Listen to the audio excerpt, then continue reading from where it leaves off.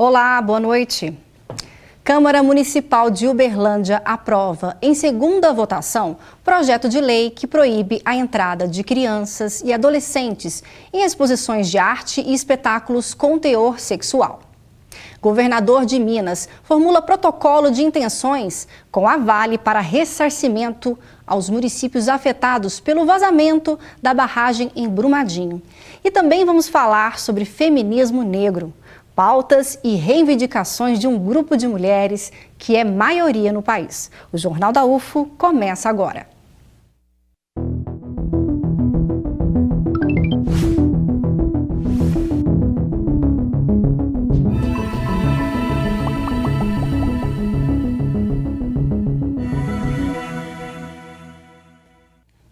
Nesta terça-feira, a Câmara Municipal de Uberlândia aprovou em segunda votação o projeto de lei número 504 de 2018, que proíbe a entrada de crianças e adolescentes em exposições de arte e espetáculos com teor sexual, mesmo com autorização dos pais. Segundo o texto proposto pelo vereador Pastor Átila Carvalho, abre aspas, fica proibido o ingresso de crianças e adolescentes em exposições de obras de arte e espetáculos que contenham nudismo, pornografia, zoofilia, conteúdo devasso, libidinoso, imoral ou impróprio para a faixa etária, ainda que com autorização dos pais, fecha aspas. Caso a lei seja sancionada pelo prefeito Odelmo Leão, tais eventos terão também que informar em todos os materiais de divulgação, impressos ou não, o conteúdo da lei. Governo de Minas formula protocolo de intenções com a Vale para ressarcimento às forças de segurança e municípios afetados pelo rompimento da barragem Mina do Córrego do Feijão, em Brumadinho. Nesta Zema assinou o documento para que a mineradora arque com recursos para cobrir despesas e prejuízos contabilizados pelo governo estadual e municípios afetados pela lama de resíduos. A Frente Parlamentar da Agropecuária, mais conhecida como Bancada Ruralista, que tem 257 deputados, declarou apoio à reforma da Previdência. Enquanto isso, o ministro da Economia, Paulo Guedes, assumiu as articulações para aprovar as mudanças da aposentadoria no Congresso. Veja. De manhã, Paulo Guedes se reuniu com deputados do PSD. À tarde, foi a vez do PSL. O objetivo era preparar o terreno para a sua ida à Comissão de Constituição e Justiça, marcada para amanhã na Câmara. Mas o resultado das reuniões de hoje não foi exatamente o esperado. Muitos dos parlamentares rejeitam pelo menos 2 pontos da proposta apresentada pelo governo. O BPC, benefício de prestação continuada para idosos carentes, que seria de R$ 400, menos da metade do que é pago hoje, e a idade mínima para a aposentadoria dos trabalhadores rurais, de 60 anos para homens e mulheres. Em excluindo isso, eu acho que a resistência dentro do partido é muito pequena. Eu sou favorável realmente que haja mudanças no BPC e também sou favorável que haja mudanças para o trabalhador rural. 13 partidos já se posicionaram contra esses 2 itens, mas nós vamos continuar a debatê-los. E se a maioria assim entender, os itens serão suprimidos. Mas nós queremos é derrotar esta proposta de fato inteira e se quer discutir algum ajuste da Previdência com seriedade, vamos discutir com seriedade. Apesar da pressão inclusive da própria base, o governo está tentando adiar a decisão sobre a redução do BPC e da aposentadoria rural. E a estratégia nesse momento é deixar a discussão para a comissão especial. Essa só vai ser criada depois que a CCJ analisar a constitucionalidade do projeto apresentado pelo governo. É a chamada admissibilidade do texto. A legislação e o regimento diz o seguinte: CCJ discute admissibilidade, não aprofunda mérito. Comissão especial aprofunda mérito. Eu acredito que vai ficar para a comissão especial essas retiradas de texto, como BPC, aposentadoria rural. Eu tenho certeza, pelo que eu ouço dos líderes dos partidos, que o BPC e a aposentadoria rural não vão sobreviver na comissão especial em hipótese nenhuma. A Câmara vai tomar essa decisão, acho que os partidos já decidiram isso na sua maioria. Acho que é só uma questão de tempo. Os líderes também decidiram que a Câmara vai começar a analisar a reforma tributária em paralelo ao projeto da Previdência. Setores do governo temem que isso possa atrasar a votação das mudanças na aposentadoria, mas o presidente da Frente Parlamentar dedicada ao tema acredita que será um alívio para a sociedade. Vai ser moeda de troca com a sociedade, vai pesar na mão com a Previdência, mas com a outra ele dá um alívio com a reforma tributária que vai aquecer a economia, gerar empregos, vai fazer com que a nossa sociedade de fato tenha um grande ganho com a reforma tributária. De acordo com o último censo do IBGE, 52% das mulheres negras no Brasil não são casadas, independentemente do estado civil. Mas a solidão não está ligada somente à questão de relacionamentos, e sim a diversos vínculos sociais. Entenda na reportagem. Maria Carolina, Rosângela e Maria Laura. Essas 3 mulheres negras já foram vítimas do preconceito e ainda são. Rosângela lembra do período em que cursou administração em uma faculdade privada, mas era bolsista. Nessa universidade eu era bolsista do ProUni, então muitas coisas que aqueles grupos que não eram os meus amigos começaram a explanar, né? Você é uma manateta do governo, né? Tipo assim, como se fosse você não pode reclamar de nada, sendo que eu era muito mais cobrada porque eu tinha que passar em 70% das matérias, senão eu perdi a bolsa. Então eu tive muito que ralar mesmo para estar ali naquele lugar. E foi muito difícil também, porque a gente se sente só nesse ambiente. O relato da Rosângela revela que a solidão da mulher negra é mais comum do que se imagina. Está presente na sociedade.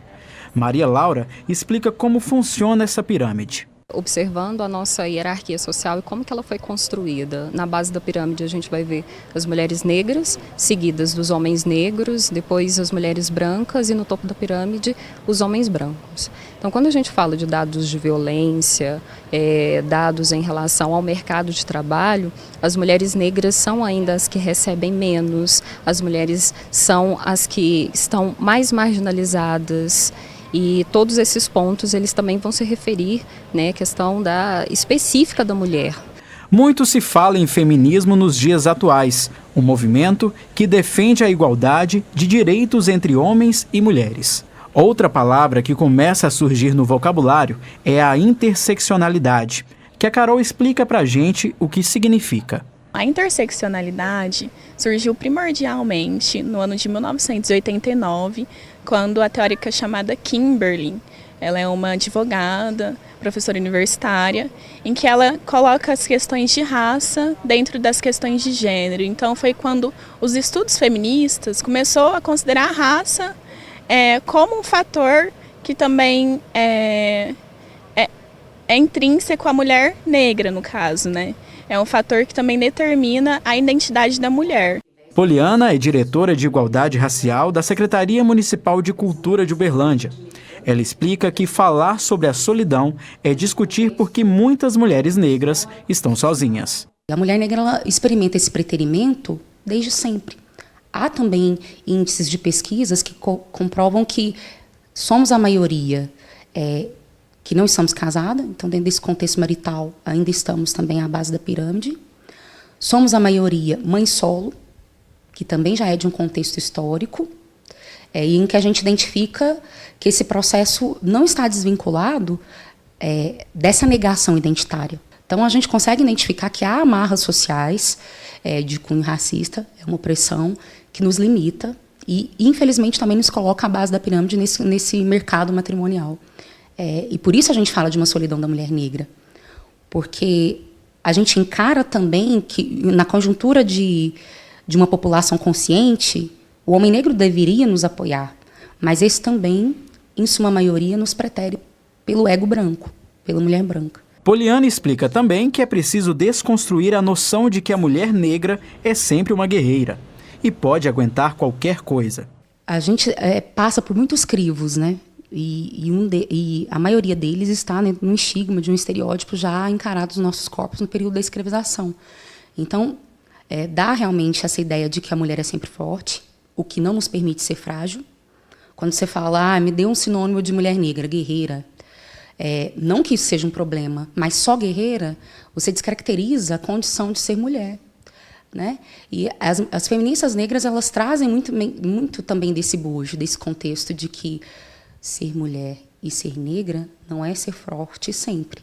Se permita também ser frágil. A forma em que abordam as mulheres negras é distinta da mulher branca.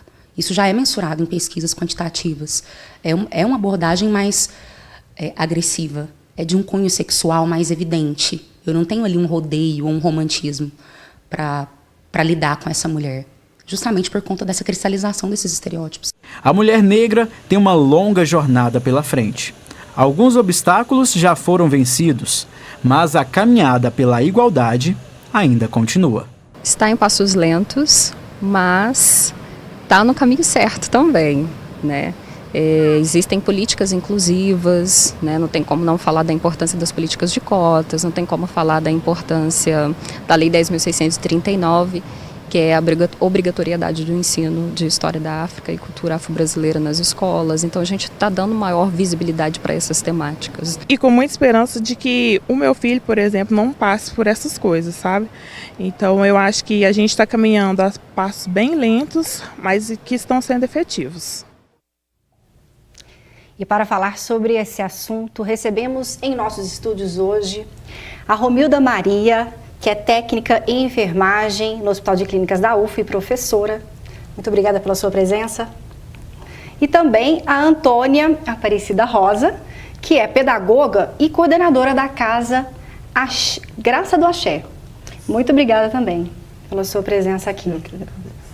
Vamos começar esse assunto? Eu vou perguntar primeiro para a Romilda sobre as principais pautas de reivindicação do movimento, né, feminismo negro, especificamente. Tá. Quando a gente fala na questão do feminismo negro, né, dentro mesmo do próprio movimento, né, não se entende muito essa questão, porque a gente tem que pensar na questão da raça, né, porque nós, mulheres negras, temos especificidades diferentes. Uma delas, por exemplo, que eu posso citar é a questão da saúde da mulher negra. Nós temos especificidades, doenças que são características da mulher negra e precisa ser olhado com esse olhar. Precisamos de políticas que possam fazer o tratamento adequado a essas mulheres, né? Como, por exemplo, a gente podemos citar a hipertensão arterial. Hipertensão arterial é característica da raça negra, né? E a mulher negra, ela apresenta, por exemplo, dentro dos dados já quantitativos, 6 vezes maior a possibilidade de hipertensão.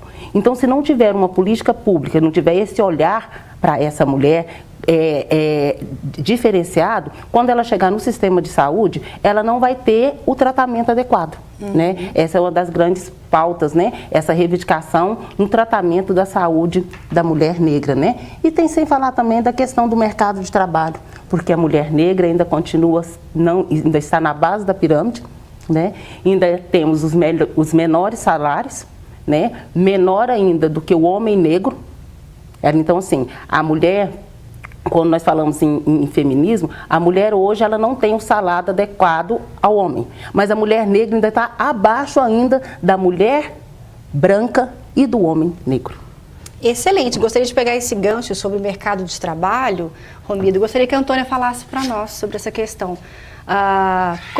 Como é que você vê esse cenário do mercado aqui em Uberlândia especificamente? A gente tem números ou alguns dados? Então, a gente, boa noite a todos e a todas, novamente, é um prazer estar aqui, né? A gente tem alguns dados do IBGE, do IPEA, e que Uberlândia não foge, né? Enquanto parte do país, não foge dessa realidade. Com relação, por exemplo, à PEC 66 de 2013, que relaciona a questão das empregadas domésticas, onde que busca valorização, buscou, né, dentro da lei, a valorização da profissional do lar, e a gente percebe o quê? Que as mulheres negras, né, são maioria nesse mercado, nesse espaço de trabalho, e enquanto maioria, ela tem vivenciado de forma muito intensa o desemprego né? Então, uma lei que deveria vir para poder proteger acaba, né, desprotegendo, né? Porque aí o profissional que a contrata ou a profissional, e isso é um recorte muito importante dizer, a profissional que a contrata, que em grande parte é uma mulher também, né? Uma mulher branca que pode, então, estar pagando alguém para cuidar dos seus filhos, cuidar das suas casas, e a mulher negra, sendo essa cuidadora, deixa, então, seus filhos e sua casa por conta de outros filhos menores ou, às vezes, por conta de si mesmo. Aí tendo, então, posteriormente que chegar e ter uma jornada, além de intensa dor, porque aí quando a gente pensa ramificação mulher, a mulher que é mulher-mãe, em momento nenhum ela quer, entre aspas, ter esse abandono do lar, esse abandono dos filhos, e de repente ela tem que fazer isso para cuidar do filho da outra, e essa outra, que às vezes normalmente é uma mulher branca, às vezes, agora nesse momento da PEC 66, que poderia colaborar com esse crescimento da mulher negra no mercado de trabalho, a gente percebe, e já existem dados estatísticos disso também, que essa mulher está ficando desempregada, porque, entre aspas, é considerado o que a lei diz regalia, né? Um cenário não positivo. De forma alguma. A gente volta a falar sobre esse assunto. Agora é hora de saber como fica o tempo em Uberlândia e outras cidades de Minas nesta quinta-feira.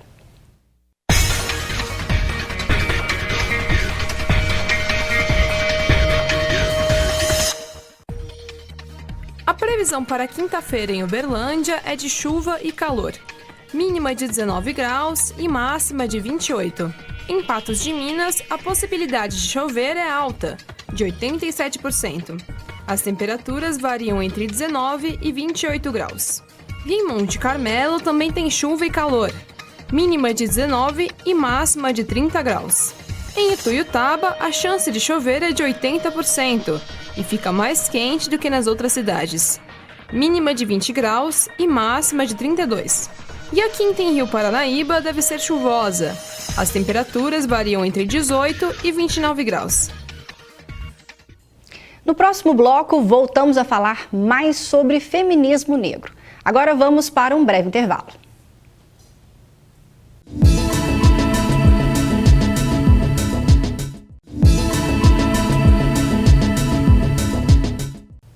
Você sabia que não existe apenas um tipo de feminismo?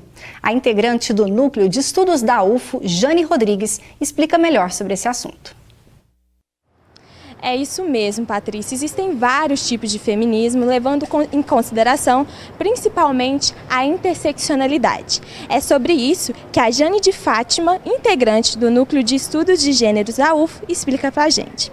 Jane, explica melhor sobre a interseccionalidade e como os grupos feministas discutem essas questões. O feminismo interseccional, ele tem um recorte mais amplo, né, do que vamos pensar, né, no feminismo liberal ou mesmo o marxista e até, né, a questão de gênero, né, porque ele recorta classe, etnia, o capacitacismo, né, ou seja, a posição que homens e mulheres ocupam na sociedade. Então ele procura uma abrangência maior com esses recortes no sentido de chegar, né, um pouco mais, né, à representatividade dos vários feminismos existentes. E no caso específico, né, nós temos a chamada primeira onda, que é o feminismo liberal, que de uma certa forma, né, pontuam questões mais específicas. O interseccional, ele abre esse leque para englobar, né, as mulheres na sua pluralidade e também o movimento político na sua globalidade. Bom, e como esses diferentes tipos de feminismo, né, se conversam? Como as mulheres se ajudam mesmo tendo pautas diferentes? O interessante é resgatar que no caso do feminismo interseccional, né, ele tem um viés extremamente de raça, né, ou seja, as mulheres negras, né, elas iniciaram essa discussão né, e daí originou, né, o movimento interseccionista, porque algumas pautas, né, da primeira, segunda e terceira onda dos movimentos feministas não contemplavam, né, a pauta das mulheres negras, né, e o interseccionismo vai, né, de uma certa forma abranger, né, e contentar, né, estas pluralidades, né, que são os movimentos e que são as mulheres e as suas pautas de reivindicação. E aproveitando que estamos falando sobre as pautas de reivindicação de mulheres negras, gostaria de saber, Romilda, a importância da união desses dois movimentos, o movimento negro com o movimento feminista. Bom, quando nós falamos em movimento feminista, né, ficou ali bem claro na voz da especialista, nós temos especificidades.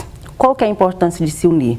Respeitar essa especificidade, principalmente da mulher negra, porque nós, mulheres, procuramos o mesmo espaço no mercado, o mesmo espaço na sociedade, mas não temos como falar de igualar, né, as mulheres aos direitos conquistados pelos homens, se não discutirmos a questão de raça. Uhum.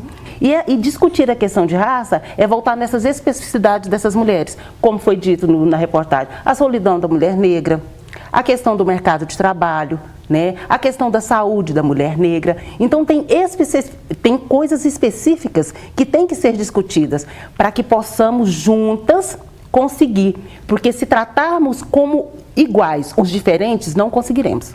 Teremos que tratar de formas específicas para que todas consigam chegar e almejar. Excelente. E como que você vê, Antônia, a questão do empoderamento feminino negro com relação através da estética? Você vê um avanço nos últimos anos? Sim, então, essa é uma das pautas, né, que ainda não foram citadas aqui. É o empoderamento da mulher negra, né? É o espaço de conquista bem atual, né? De valorização, e isso está ligado aqui à identidade. A você entender que a sua identidade, o seu eu, o que a mídia passou no decorrer dos anos, não é o que te representa, né? Então, o que te representa é a sua identidade, a forma de você ser e ver as questões. E aí, ser e ver é ser negra na sua mais autêntica,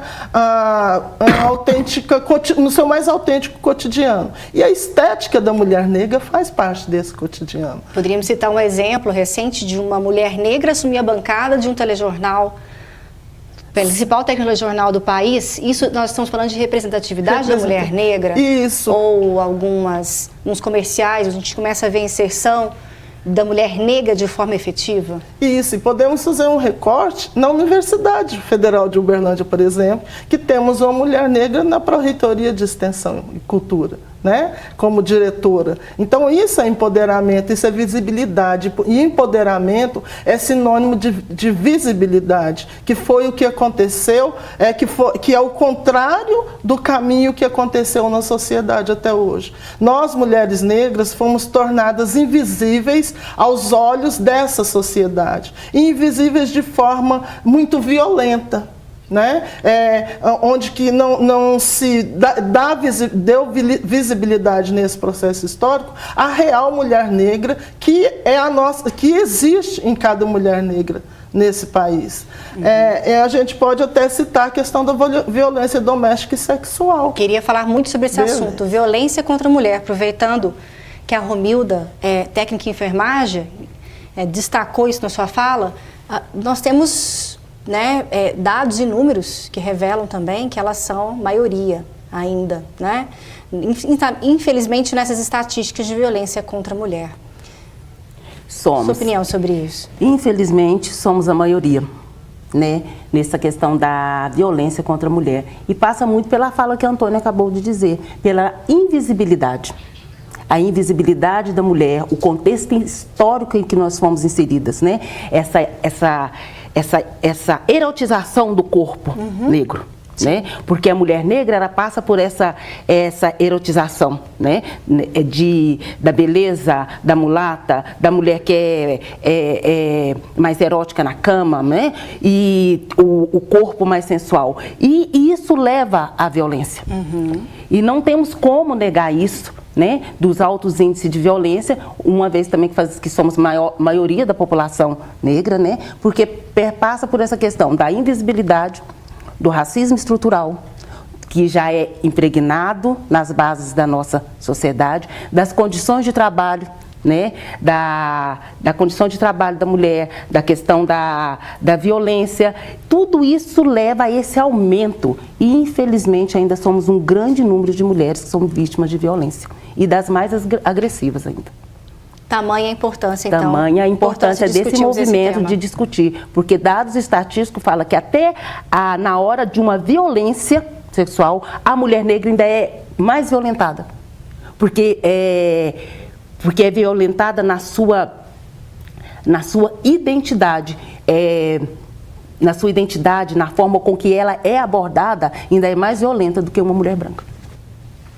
Bom, é um assunto interessante, mas a gente agora vai falar que neste final de semana, olha só, o programa de pós-graduação em biotecnologia do campus de Patos de Minas oferece um workshop sobre técnicas de computação aplicadas na área da saúde. Confira.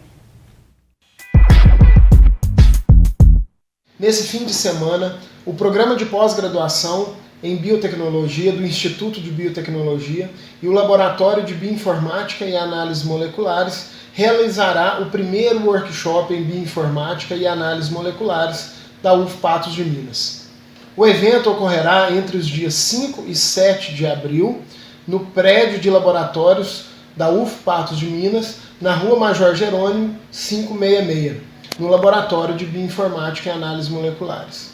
O primeiro workshop em bioinformática e análises moleculares tem o objetivo de levar, tanto para a comunidade civil quanto para a comunidade acadêmica, tópicos avançados em bioinformática, trabalhando tanto a parte teórica quanto a parte prática. A bioinformática é uma área transversal que tem sido muito utilizada para análise de dados biológicos, uma vez que a utilização desses dados biológicos podem auxiliar na conclusão e na tirada de informação tanto das áreas de saúde, das áreas de ciências biológicas, quanto da área de agricultura, entre outras.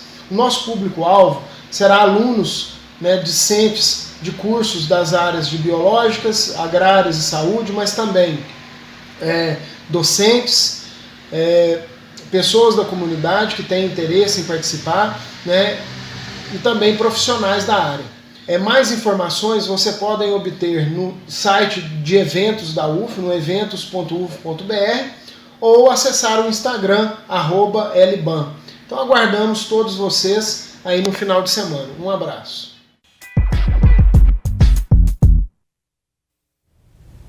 O nosso jornal está chegando ao fim. Falamos hoje sobre feminismo negro, com a participação da Antônia. Muito obrigado, por todas as explicações e dados que você trouxe para nós, enriqueceu muito. E também, Romilda, muito obrigada pela sua participação. Nós que agradecemos. O Jornal da UFO fica por aqui. Obrigada pela companhia. Boa noite para você. Até amanhã.